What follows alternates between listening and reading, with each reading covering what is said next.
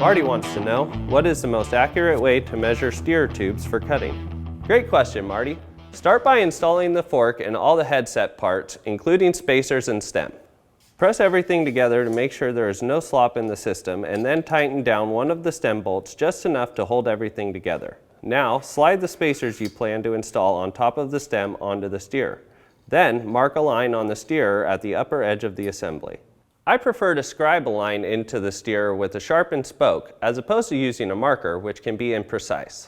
If your fork requires a flange expanding collet insert into the steerer for the headset preload bolt to interface with, you'll need to take a measurement of this flange thickness and make note of it. The next thing to consider is the top cap you're using.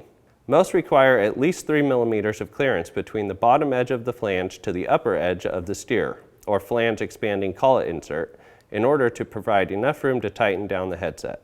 This can be measured by placing the top cap onto the steerer and measuring the distance between the bottom edge of the top cap flange and the top edge of the steerer.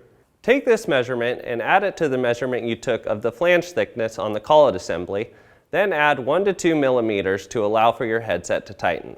For example, if your collet flange is 2 millimeters thick and the clearance required on the top cap was 2 millimeters, you'll need to cut your steerer 5 to 6 millimeters below the original line that you scribed. Scribe a new line on your steerer below the first line you scribed that takes this clearance into account. You can use the bottom edge of your stem to help you scribe a straight line in the right spot. Now it's time to make your cut. If you're cutting a carbon steer, you should use either a carbon-specific blade or a conventional blade with 32 teeth per inch. Take the width of your blade into account when making your cut. Place the edge of your blade just above the cut line you have scribed. Cutting here will ensure that your blade just kisses the line without removing material from below the line. When making your cut, don't press down hard on the saw, just let the blade do the work.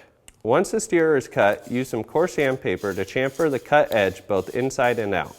If you took your measurements correctly, your steerer will be the perfect length. If you've made a mistake, a 2 millimeter spacer will usually hide it without making a big change to your setup.